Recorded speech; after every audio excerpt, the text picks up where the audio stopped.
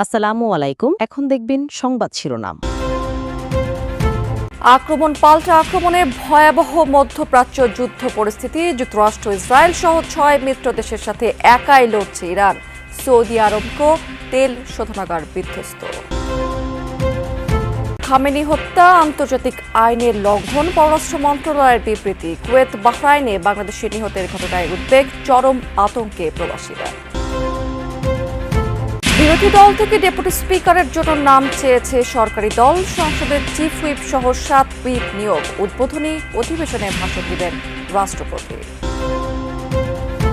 আদালতকে ব্যবহার করে গণভোট বাতিলের চক্রান্ত করছে অভিযোগ জামায়াতের। জুলাই সনদ বাস্তবায়নে সব সংসদ সদস্যকে শপথ নেওয়ার আহ্বান এনসিপির। এতক্ষণ শুনছিলেন সংবাদ শিরোনাম, এখন দেখবেন বিস্তারিত। একাই ইসরায়েল, যুক্তরাষ্ট্র এবং তার 6 মিত্র দেশকে দাঁত ভাঙা জবাব দিয়ে যাচ্ছে ইরান। অপারেশন ফতেহ খাইবারের তৃতীয় দিনে 200-রও বেশি মিসাইল ছুড়েছে আইআরজিসি। হামলায় ক্ষতিগ্রস্ত হয়েছে সৌদি আরবকে সবচেয়ে বড় জ্বালানি পরিশোধনাগার। কুয়েতে 3টি মার্কিন F-15 ফাইটার জেট বিধ্বস্ত হলেও যুক্তরাষ্ট্রের দাবি ভুলক্রমে নিজেদের ছোড়া ক্ষেপণাস্ত্রে ভূপাতিত হয়েছে সেগুলো। পাশাপাশি মধ্যপ্রাচ্যের বিভিন্ন দেশে থাকা মার্কিন ঘাঁটি লক্ষ্য করেও অব্যাহত রয়েছে হামলা। চলছে আরামকোর সবচেয়ে বড় জ্বালানি পরিশোধনাগার রাস তানুরা। সোমবার বিশ্বের অন্যতম প্রধান এই শোধনাগারে হামলা চালায় ইরান। আছড়ে পড়ে একের পর এক ড্রোন। বিস্ফোরণের পর আগুন দ্রুত ছড়িয়ে পড়ে রিফাইনারির বিভিন্ন স্থানে। দৈনিক 65 লাখ ব্যারেল তেল উৎপাদিত হয় এই শোধনাগারে। বিশ্বের মোট জ্বালানির 7% সরবরাহ করা হয় রাস তানুরা থেকে। এর কিছুক্ষণ পরই কাতারের শিল্পনগরী রাস লাফানের জ্বালানি স্থাপনা লক্ষ্য করে ড্রোন হামলা চালায় আইআরজিসি। 2টি ড্রোন আঘাত হানে স্থাপনায়। এছাড়াও হরমুজ প্রণালীতে ওমান উপকূলের কাছে একটি ট্যাঙ্কারে হামলা চালিয়েছে তেহরান। শুধু ভূমিতেই নয়, সোমবার দিনজুড়ে মার্কিন আকাশ প্রতিরক্ষা ব্যবস্থায় কঠোর আঘাত হানে ইরান। মিসাইল হামলায় কুয়েতে বিধ্বস্ত হয়েছে 3টি মার্কিন F-15 ফাইটার জেট। নিরাপদে যুদ্ধবিমান থেকে বেরিয়ে আসতে সক্ষম হয় 6 পাইলট। যদিও ওয়াশিংটনের দাবি ভুলক্রমে কুয়েতের ছোড়া মিসাইলেই বিধ্বস্ত হয়েছে আকাশযানগুলো।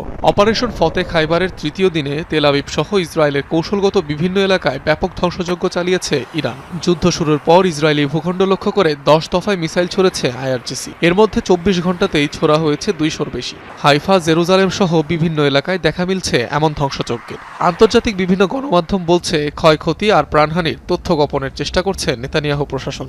মধ্যপ্রাচ্যে এখন পর্যন্ত সবচেয়ে বেশিবার সংযুক্ত আরব আমিরাতে হামলা চালিয়েছে ইরান। ছুড়েছে 1.5 শতাধিক মিসাইল আর 2 শতাধিক ড্রোন। মধ্যপ্রাচ্যে ইসরায়েলের অন্যতম ঘনিষ্ঠ এই মিত্র সবার আগে অ্যাব্রাহাম অ্যাকর্ডসে স্বাক্ষর করে। অন্যদিকে ইউএইর আল দাফরা এয়ারবেজে রয়েছে মার্কিন F-35 যুদ্ধবিমান, যা ইরানের বিরুদ্ধে হামলায় ব্যবহার হয়েছে। মধ্যপ্রাচ্যের যুদ্ধ পরিস্থিতিতে হতাহতের শিকার বাংলাদেশিরা। এতে চরম নিরাপত্তাহীনতায় দিন কাটছে মধ্যপ্রাচ্যের দেশগুলোতে থাকা প্রায় 1/2 কোটিরও বেশি বাংলাদেশি।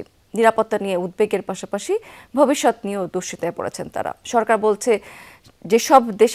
সেসব দেশে থাকা বাংলাদেশিদের নিরাপত্তা সর্বোচ্চ অগ্রাধিকার। পরিস্থিতির অবনতি হলে তাদের ফেরানোর প্রস্তুতিও রয়েছে বলে জানিয়েছেন প্রধানমন্ত্রীর পররাষ্ট্র উপদেষ্টা হুমায়ুন কবির। তবে নিয়মিত পরিস্থিতি মূল্যায়ন করে করণীয় বাস্তবায়নের উপায় খোঁজার তাগিদ দিচ্ছেন বিশেষজ্ঞরা। ইরানে ইসরায়েল ও যুক্তরাষ্ট্রের যৌথ হামলা, সর্বোচ্চ নেতা আয়াতুল্লাহ খোমেনিকে হত্যা, কয়েকশো মানুষের অকাল মৃত্যু, সব মিলিয়ে পরিস্থিতি জটিল। এ অবস্থায় উত্তেজনা ছড়িয়ে পড়েছে পুরো মধ্যপ্রাচ্যে।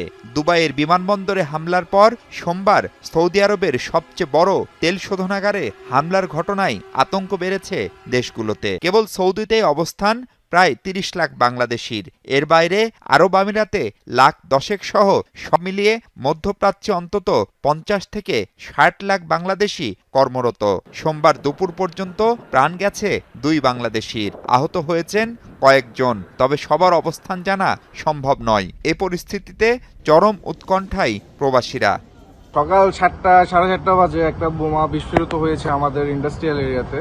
তো এখানে যত ওয়ার্কার আছে, যত মানুষ আছে গ্যারেজের, সবাই আতঙ্কের মধ্যে আছি আমরা। তো ওখানে দেখতে পাচ্ছেন ওই এরিয়াতে বিস্ফোরিত। তবে আমাদের এখান থেকে প্রায় একটু দূরে।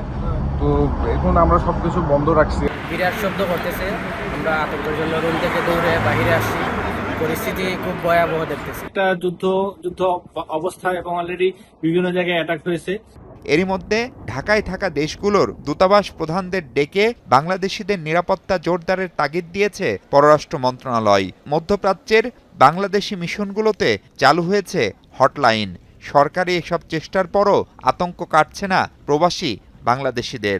বিরোধী দল থেকে সংসদের ডেপুটি স্পিকার মনোনীত করার জন্য মৌখিকভাবে প্রস্তাব দিয়েছে সরকার। সচিবালয়ে প্রধানমন্ত্রীর সাথে বৈঠক শেষে এ তথ্য জানিয়েছেন স্বরাষ্ট্রমন্ত্রী সালাউদ্দিন আহমেদ। তিনি বলেছেন, বিরোধী পক্ষে আপত্তি সত্ত্বেও সাংবিধানিক রীতি অনুযায়ী সংসদের প্রথম অধিবেশনে ভাষণ দেবেন রাষ্ট্রপতি।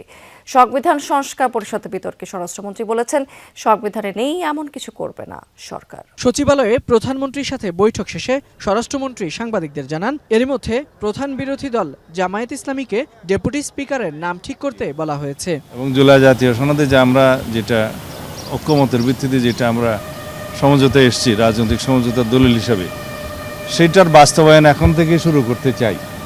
সেই জন্য আমরা আমাদের দলের পক্ষ থেকে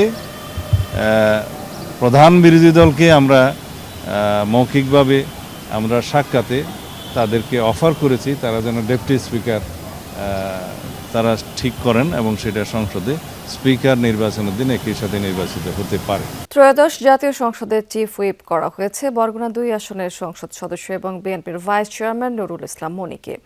2 মার্চ বাংলাদেশ জাতীয় সংসদ সচিবালয়ের সচিব কানিজ মওলা স্বাক্ষরিত প্রজ্ঞাপনে তথ্য জানানো হয়েছে। একই দিন পৃথক আরও একটি প্রজ্ঞাপনে জাতীয় সংসদের হুইপ হিসেবে নিয়োগ দেওয়া হয়েছে 6 জনকে।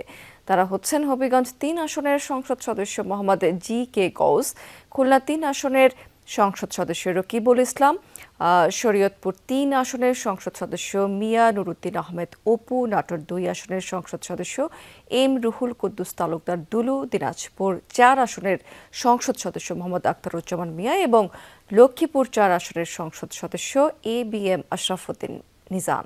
আদালত নয়, জুলাই সনদের সিদ্ধান্ত সংসদে হতে হবে বলে মন্তব্য করেছেন জামায়াতের নির্বাহী পরিষদ সদস্য ব্যারিস্টার শিশির মনির। তিনি বলেছেন, আদালতের ঘাড়ে বন্দুক রেখে কোনো সিদ্ধান্ত হলে সেটা বুমেরাং হবে। আর দলটির মুখপাত্র বলেছেন, আদালতের রায়ের পর বিরোধী রাজনৈতিক দলগুলো সিদ্ধান্ত জানাবে। এদিকে এনসিপির মুখপাত্র আসিফ মাহমুদ বলেছেন, সরকার গণভোট নিয়ে জনগণ এবং আদালতকে মুখোমুখি দাঁড় করিয়েছে। জুলাই সনদ বাস্তবায়ন আদেশ স্থগিত চেয়ে করা রিটের শুনানি শেষে মঙ্গলবার আদেশের জন্য দিন ধার্য করেছেন আদালত। সোমবার রাতে সংবাদ সম্মেলনে কথা বলেন জামাতের মুখপাত্র এহসানুল মাহবুব জুবায়ের ও দলের নির্বাহী পরিষদ সদস্য অ্যাডভোকেট শিশির মনির। এ সময় দলের মুখপাত্র বলেন, আদালতকে ব্যবহার করে গণভোট বাতিলের চক্রান্ত হচ্ছে।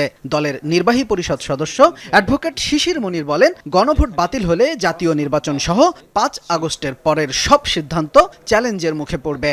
আদালতের রায় দেখার পরে আমাদের রাজনৈতিক দল, আমাদের শীর্ষ নেতৃবৃন্দ এবং আমাদের সংসদীয় দলের কমিটিতে আলোচনা করে পরবর্তী সিদ্ধান্ত আমরা জানাবো। ওয়াই অনলি দি জুলাই সনদ বাস্তবায়ন আদেশ, মাঝখানে আরও 135টা অর্ডিন্যান্স হয়েছে, সেগুলো বাদ যাক, সবই বাদ যাক, ফ্রেশে শুরু করি। আবার আমরা ঘুরে 5 আগস্টের আমরা আদালতে এই কথা বলেছি, যদি তাই বলতে চান তাহলে সব বাদ দেন। Let us go back before 5th August.